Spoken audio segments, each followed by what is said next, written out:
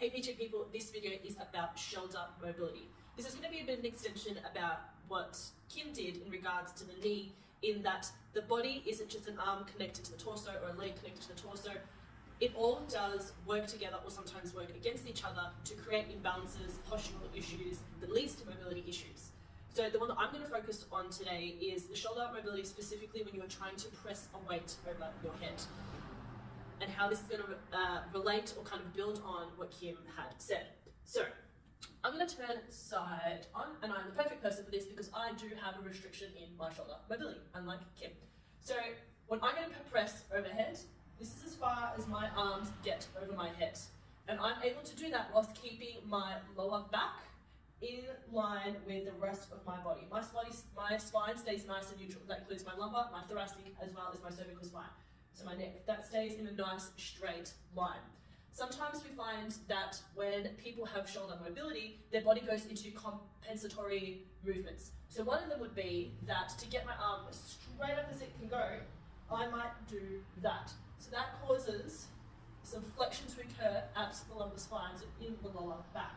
This is something that we do see around here, and this is where the cue of close the gap originated from, and that is why it is so important. Now, how does this relate to the quad, as Kim was mentioning in the knee video?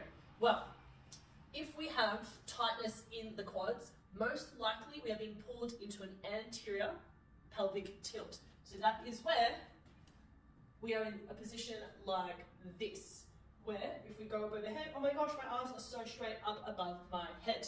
Now, if we're thinking about if this area here is tight and it's pulling that forward, the other area that's going to be tight is through our upper back. That is going to get shortened, that's going to pull up through here, and we're going to have this kind of posture, which then relates to when you're pressing up overhead, being able to go straight overhead. Whereas if I focus on tucking, I am not as straight as I was before. I'm pretty straight, but I'm not able to go straight up as I was with two hands. Now, what I did there was also one hand.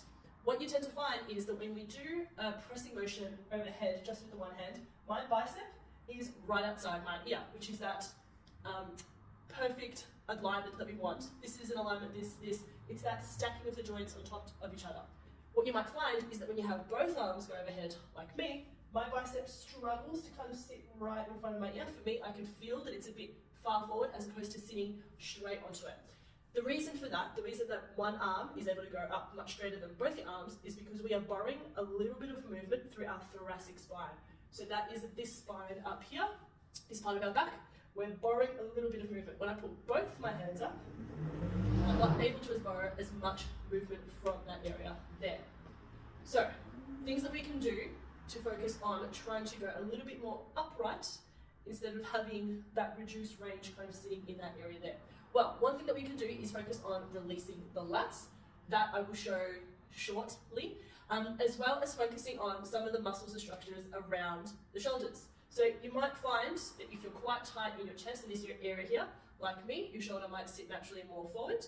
So for me, I always have to think about this when I'm rowing, when I'm pressing, that I'm setting my shoulder blade correctly. So there'll be another movement we'll go through. So scalp retraction, as well as releasing some of the muscles here. The final area I will show you on how to release will be this upper back area. If this is quite tight as well, that is not going to allow the shoulder blades to move as well as we would like, to be able to go up nice and our arm up nice and straight in alignment with the rest of our body. So here I'm doing a lat release. I'm on my side and focusing on leaning back 45 degrees.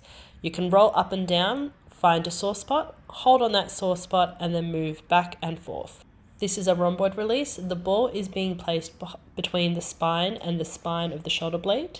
I then move my arm across, and you can roll up and down, side to side, or even move around in a little bit of a circle. Moving the arm across also allows more musculature to be available for the massage ball to dig into. This is a chest release, so the ball is being placed on the pec area, staying away from bone. Again, you can move up and down, side to side in little circles, or you could hold on a sore spot and move the arm up and down and have the muscle work while it is being released. This is a single arm banded scalp retraction. I'm going to pull my shoulder blade back and down, and I have my other hand there so I can feel the difference and feel the corner of the shoulder blade move. Then I am going to retract my shoulder blade and row. So I'm going to pull it back and down and then row as well. So there are some releases as well as an activator to give a go to see if you are pressing straight up overhead.